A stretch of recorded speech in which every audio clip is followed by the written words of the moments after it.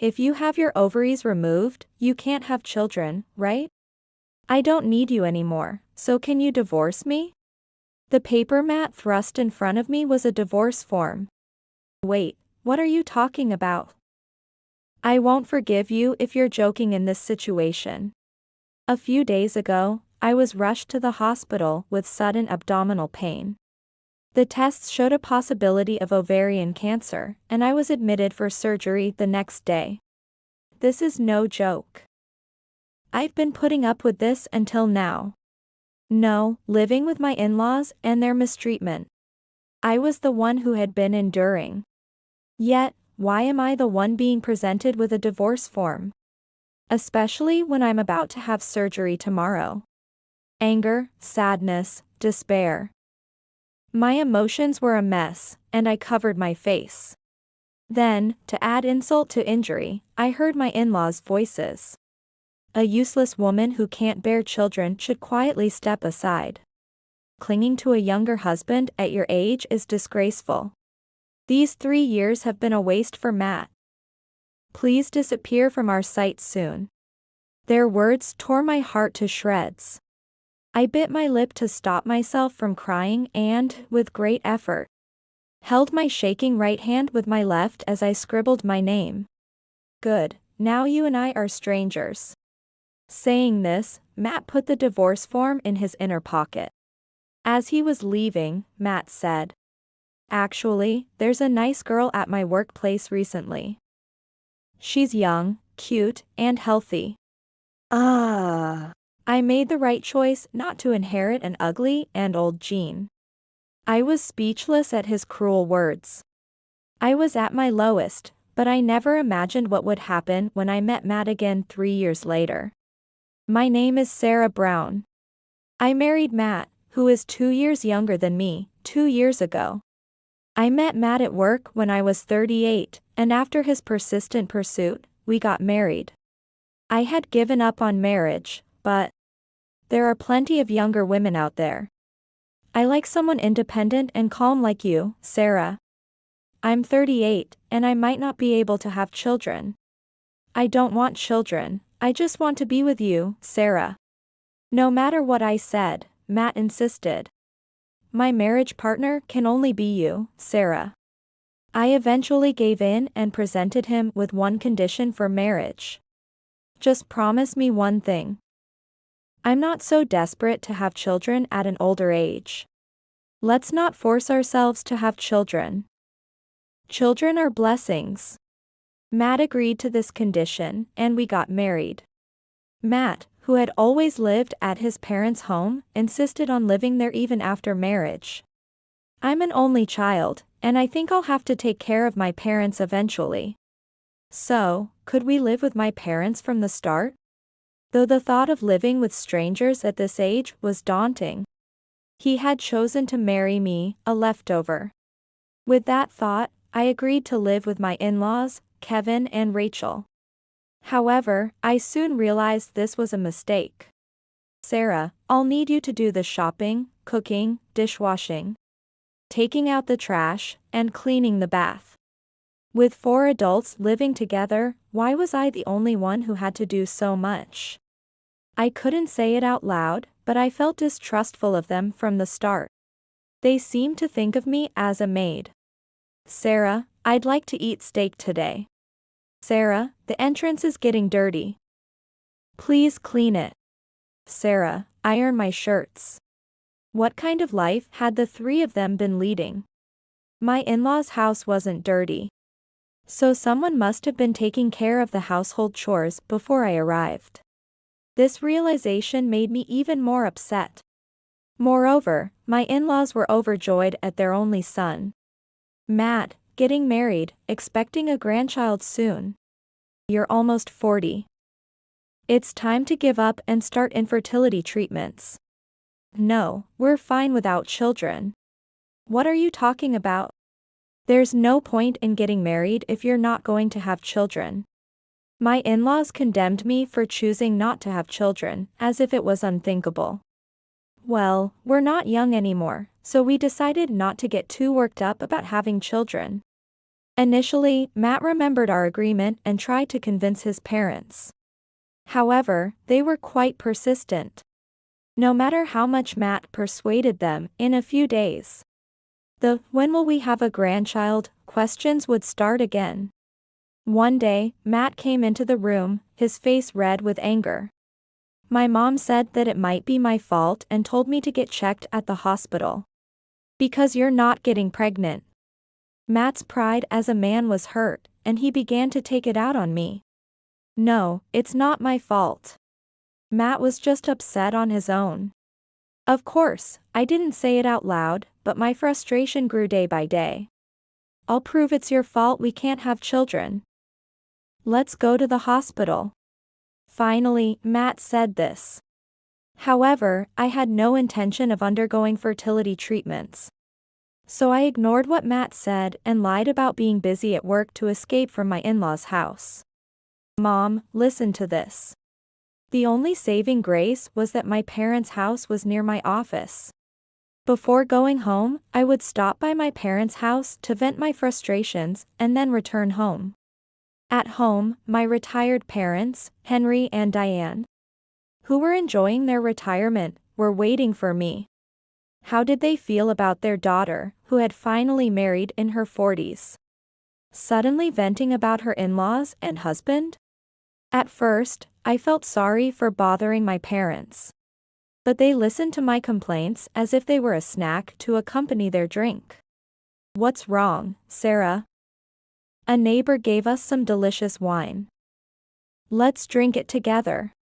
Maybe it was because my parents took it so lightly that I could complain to them. Why does everyone have this marriage equals children or mindset? Plus, pregnancy and childbirth are tough on women. Yet my husband's parents have the nerve to complain. People are just set in their ways, especially as they get older. I've been told I'm quite flexible. Henry, you've just softened with age. Maybe Matt will turn out like you. Over time, our current situation will probably become a laughing matter. This way, my parents always encouraged me. Having my parents on my side made me feel supported. And I was able to continue my married life somehow.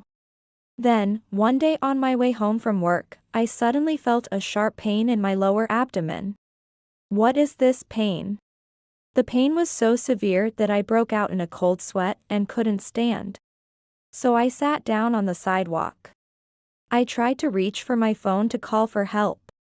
But my hands were shaking so much that I couldn't find it. Fortunately, a passerby noticed me and called an ambulance. At the hospital, after various tests, I was told there might be a possibility of ovarian cancer. Can you contact your family immediately? I called Matt, but it was past 7 p.m., and he should have been home by then. However, he didn't answer the phone no matter how many times I called. So, I had no choice but to call my mother. I'll come right away. Don't worry, Sarah. My mom encouraged me, and soon she and my dad came to the hospital. As soon as I saw my parents' faces, tears started flowing. Even after turning 40, I wasn't strong enough to face cancer alone. My mother gently stroked my back, comforting me. Together with my parents, I heard about my medical condition from the doctor. There's a high likelihood that your right ovary has cancer. We recommend the removal of both ovaries and the uterus, but does that mean I won't be able to get pregnant? Yes. Were you hoping to get pregnant, Ms. Brown? That is. I faltered. At 41, I honestly didn't desperately want children. But given how much my in-laws and Matt had been pressuring me for a child, I felt a moment's resistance to making myself unable to bear children. If I wanted to get pregnant, are there other treatments available? I asked timidly. You must think of your body first. My parents looked worried. The doctor looked at me intently and said quietly, there are methods, but whether they are applicable to you requires further testing. My parents were probably surprised that I was concerned about pregnancy. So was I. I couldn't articulate my feelings well. But the thought of having my ovaries and uterus completely removed, having never had children, left me feeling indescribably empty. Maybe if I don't give up and try hard, Matt, Kevin, and Rachel might reconsider their view of me. That thought crossed my mind. I can't give up on pregnancy completely. Can we opt to keep one ovary? The doctor looked into my eyes and nodded. I understand how you feel, Ms. Brown. However, depending on the progress, a total removal might still be necessary. Following the discussion with the doctor, it was decided that I would undergo surgery to remove my diseased right ovary in 5 days. If the cancer is confined to the right ovary, we would observe and possibly use chemotherapy. If there's any spread, please give up on the idea of pregnancy. I nodded firmly. Thankfully, my parents quietly supported my decision and stayed by my side. My mother visited me daily in the hospital, showing concern for my low spirits. Have you heard from Matt? No. He won't answer his phone. And he hasn't responded to my emails about being hospitalized. I don't understand what's going on with Matt. My parents were silent, apparently not having realized the extent to which my relationship with my spouse had deteriorated. He must be busy. Don't worry about anything, like laundry. Henry and I have plenty of time. Oh. I'll buy your favorite pears later. My mother tried to keep the mood light to prevent me from feeling down. Their warmth was deeply felt. I have to do my best in the surgery for my parents. Just as I had this thought, Matt and my in-laws barged into my hospital room the day before the surgery. I glared at the three of them. Why are you ignoring my calls and emails? Matt responded with a nonchalant grin. Seems like you've been through a lot. Well done. Expecting an apology for not contacting me, I was speechless. How could he speak as if it were someone else's problem that his wife was undergoing surgery? My anger bubbled up, and I glared at them even more fiercely. Seeing my reaction, they whispered among themselves and then looked at me with smirks. Leave. I don't want to see your faces. Unable to hold back, I yelled at them, forgetting I was in a hospital. Then, Matt walked up to me and presented a piece of paper. If you have your ovaries removed, you can't have children, right? I don't need you anymore, so can you divorce me? The paper Matt thrust in front of me was a divorce form. Wait, what are you talking about? I won't forgive you if you're joking in this situation. This is no joke. I've been putting up with this until now. No, it was me who had been enduring all this time. Why do I have to be the one presented with a divorce form?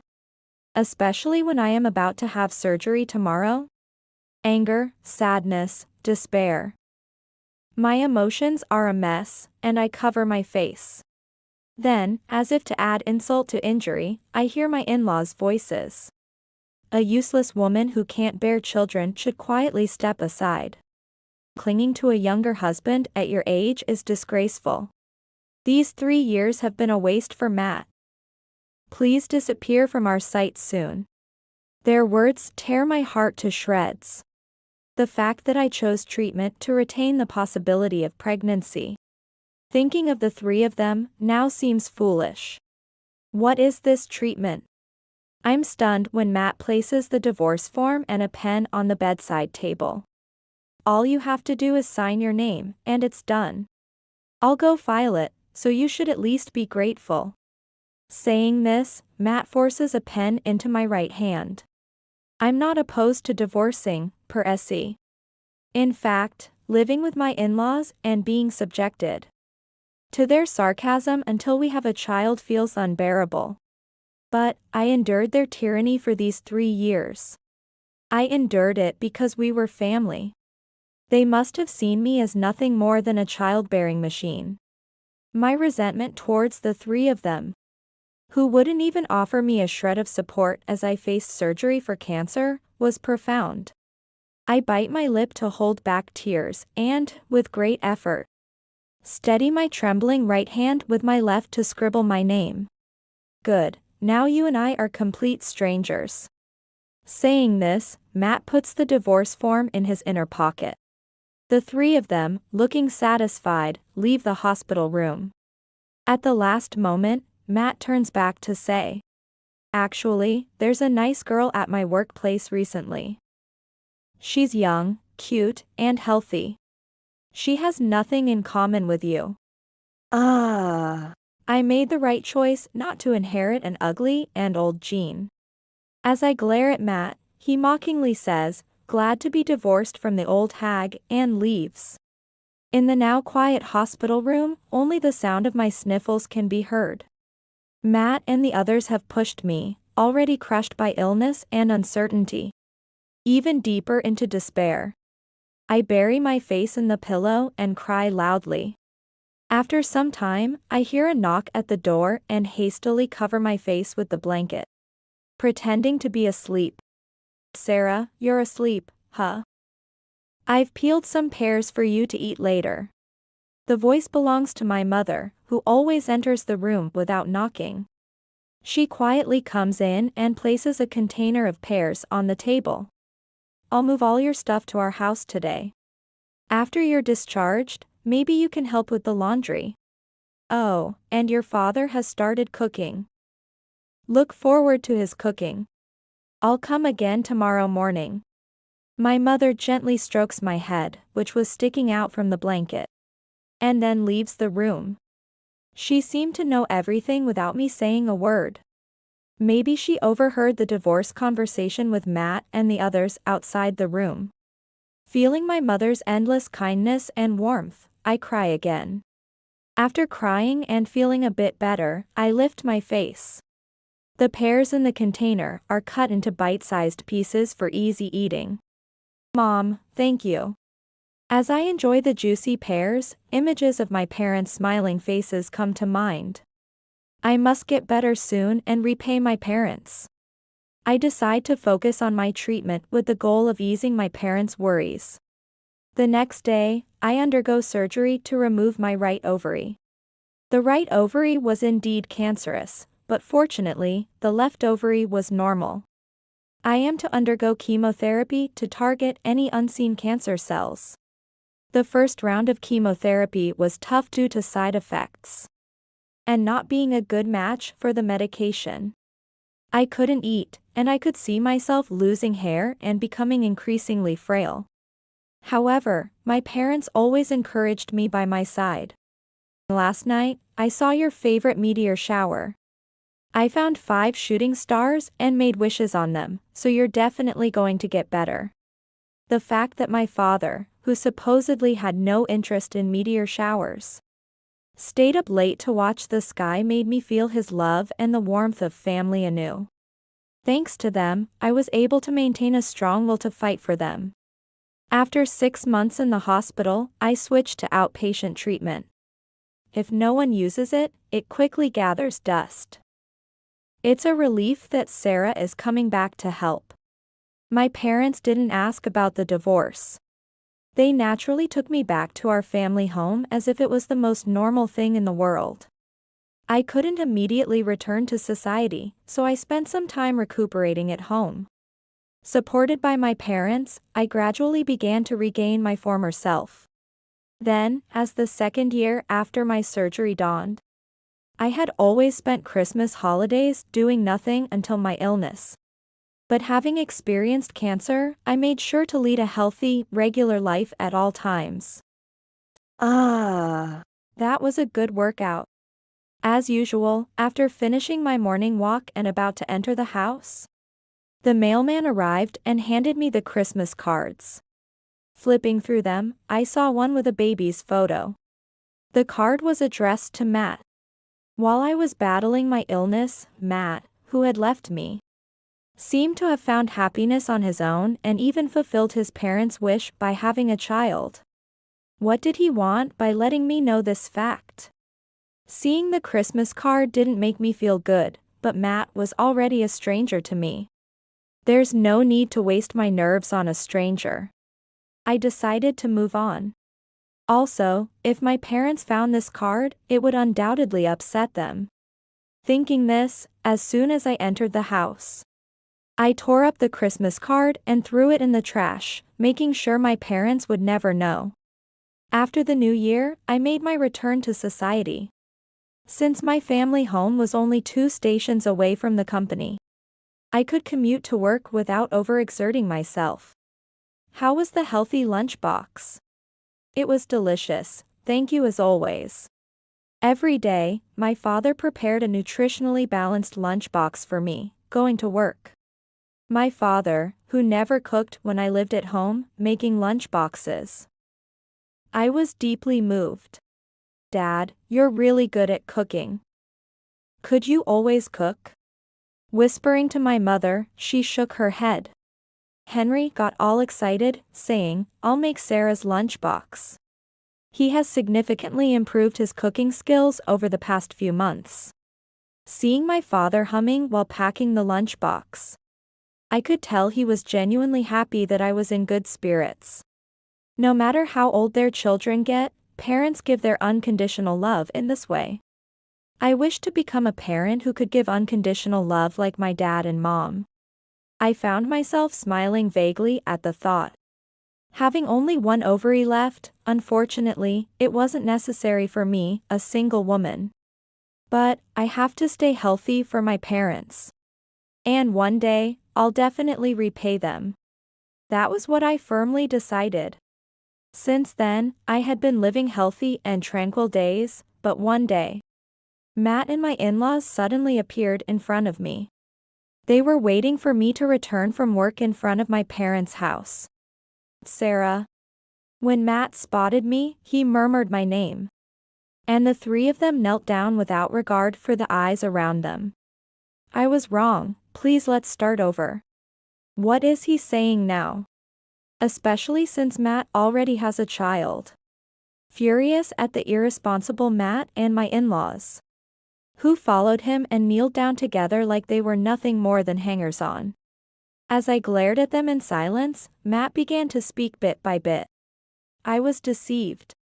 According to Matt, he married the young woman from his workplace immediately after our divorce because she was already pregnant. I was furious to learn he had been unfaithful while we were still married, even though it was too late. Following the birth of their son, as shown in the Christmas card, he believed he was leading a blissful life. However, it turned out his current wife had another man on the side, discovered when Matt, suspicious of her always stepping outside to take calls and never leaving her smartphone unattended, resolutely hired a detective. Shockingly, the son he believed was his turned out to be the child of his wife's affair. When confronted, his wife admitted to the affair and the child's paternity nonchalantly. She then brazenly said, "Of course, I prefer my boyfriend's genes over those of an ugly old man like you." Sounds like a familiar line. Hearing this, Matt hung his head. "I'm truly sorry. I finally understand how much wrong we did to you." Following Matt, his parents also apologized. "I won't say anything about children anymore, so can you come back and live with me?" As you can see, my parents are also regretful. What audacious people they are.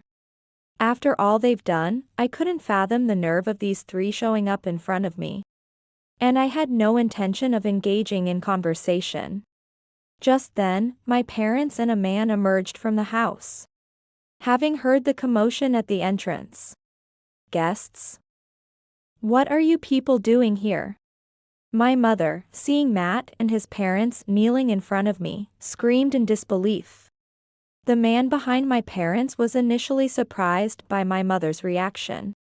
But then, realizing the situation, quickly came to my side. "Please stay away from my wife." He stood in front of Matt and his parents, protecting me. Matt and his parents were dumbfounded. "Your wife? What do you mean, Sarah? This has to be a joke." Why would he think it's a joke?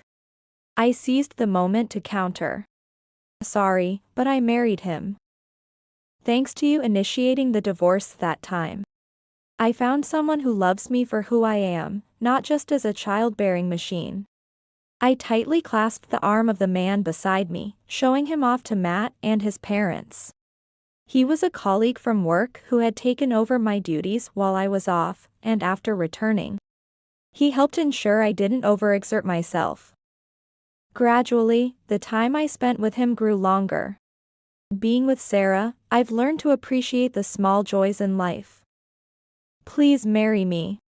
He had proposed, accepting me completely, and we registered our marriage 6 months ago. Wait, is that a maternity mark on your bag? That's when my mother-in-law noticed the maternity mark on my bag and screamed. Matt, seeing the maternity mark, furrowed his brows and glared at me intensely. You said you were getting your ovaries removed. Did you lie to me? Lying is the lowest of the low. Enjoying playing the tragic heroine, are you? As before, my in-laws joined in complaining. You're the ones who unilaterally pushed for divorce without listening to me.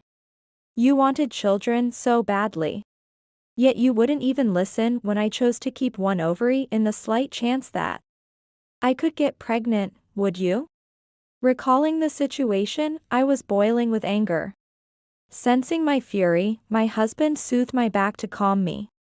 My wife has endured harsh chemotherapy and is still fighting hard with her remaining ovary. Please stay away from my precious wife. If you break this promise, we will take legal action. Matt and his parents, intimidated by his authority, backed off without a word. Came here thinking of taking care of you as a maid in our house. Since you're single, well, struggle with high-risk pregnancy if you want. Matt left with his parents in defeat. My parents rushed to me. Sarah, are you okay? Really? If they show up again, I won't let them off. Seeing the pain I went through, my parents' faces were filled with anger. I will always protect Sarah. Please don't worry, Diane and Henry. His strong words finally eased me and my parents. Later, my mother heard from somewhere that Matt had forced his new wife to live with his parents just like me. Listening to Matt's story, one might think they were splendidly deceived by the new wife. But that wasn't entirely true. They had disregarded me because I couldn't get pregnant, assuming the new pregnant wife would be treated kindly. However, that wasn't the case at all. They didn't care for her well-being, made her do housework, and even carry heavy things without concern. Neighbors who saw her struggling with groceries for 4, despite her pregnant belly, were so worried they helped her carry her bags. Of course, the woman who had an affair with Matt before our marriage, deceiving him and his parents by having another man's child, was also in the wrong. However, no one could sympathize with Matt and his parents, who had exploited her to the extent that she felt no guilt. Matt and his parents, who twice made their spouses live with them, treating them like maids and then divorcing them shortly after. Bad rumors about them spread in the neighborhood, and nobody wanted to associate with Matt's family anymore. Despite this, they seemed to be desperately searching for another bride. But as soon as Matt brought a woman home, the neighbors would quickly inform her about these rumors. Thanks to that, there were no more victims of Matt and his parents. And the 3 of them are currently living a meager existence, subjected to odd looks from the neighborhood. Was their house a mess before Sarah married into it? No, it was kept reasonably clean. I think Rachel must have been managing the household chores properly when there was no daughter-in-law. I see. My mother nodded in understanding. Recently, Rachel has been unwell, probably due to her age. It seems Matt has been taking care of Rachel while working, but with just the 2 men. They're struggling to maintain the house, which has started to deteriorate recently. They brought it upon themselves. They have no choice but to manage as the blood-related family of 3. They need to reflect deeply on how they have mistreated their marital partners in the past. Mom, I'm home. Just then, my daughter and husband returned. Emma. We've been waiting. Let's play with Grandma. Upon seeing her mother, my daughter rushed into her arms with the brightest smile. She turned 2 this year. When my daughter was born, both my husband and parents cried and thanked me. There was a time when I wondered why I chose to undergo treatment to save one ovary. And I felt truly sorry for my parents who silently supported my decision. But now, I have no regrets at all. Because I've been able to have such a wonderful family. After giving birth, our family of 3 started living in an apartment close to my parents' house. My parents would come over under various pretenses like, I made too much food. Or, I got vegetables from a friend. I've resigned myself to the fact that at this age, having another child is out of the question. But I'm grateful that my daughter doesn't feel lonely even without siblings. As my parents play with her.